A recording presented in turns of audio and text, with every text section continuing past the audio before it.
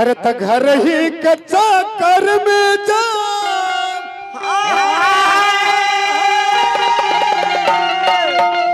अरे पर जाला आदमी अरे त सब वेद शास्त्र भी भूला जाला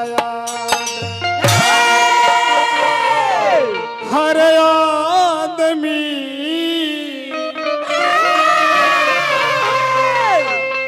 तो सब वेद शास्त्र भी भूला जाला आदमी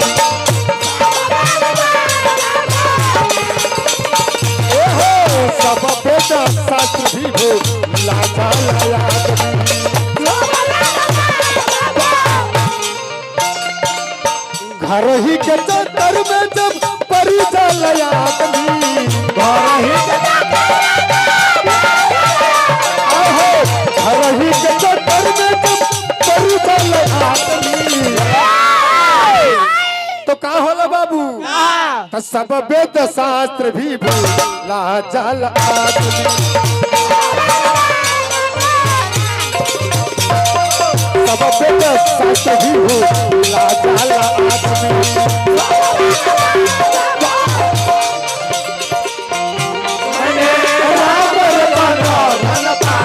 पायो जी मैंने राम धन धन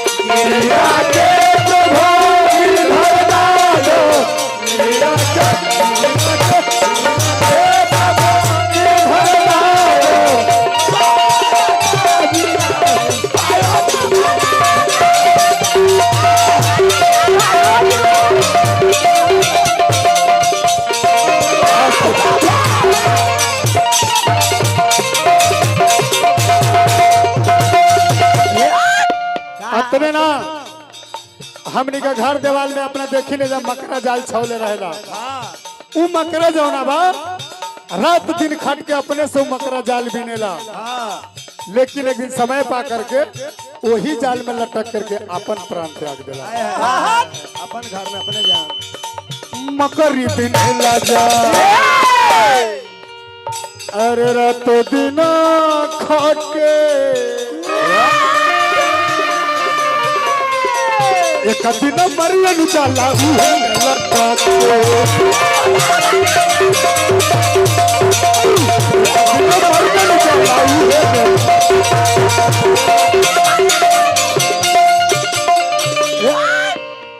एक ही अंतर का क्वालिटी दिखाओ राम जी बबुआ अपना अपना गावे के अंदाज हो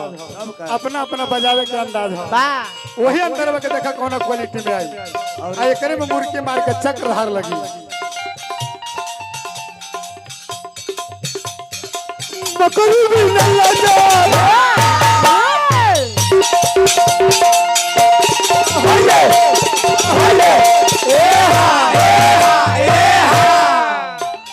हर की मकरी भी नहीं जा रात दिन खट के एक दिन मरियन जाला हुए में लटक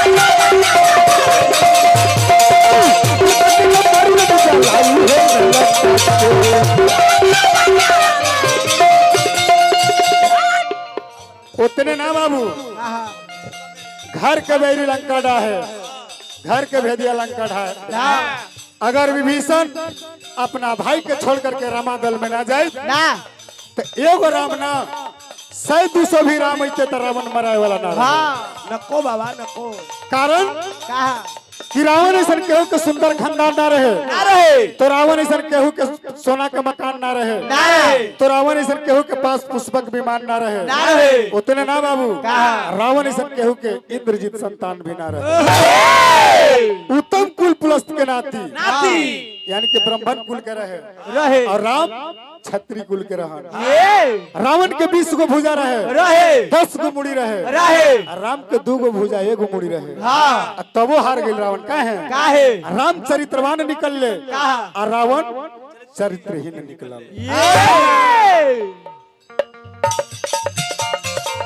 भाई विभीषण जी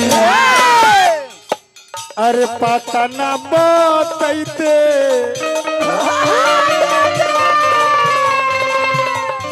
विभीषण ही बतौले रहे राम के कि प्रभु अरे वह बाण मारत रहब युद्ध करत रहब लेकिन ई रावण मराई ना। जब तक एकर नाभि में अमृत के घड़िया बा जब तक वो अमृत के ना सुखाई तब तक ये मराई ना। वही भेद बतौला भाई विभीषण यदि पता न बताइते सौत से राम यते रावण न मरइते सौत से राम यते रावण न मरइते।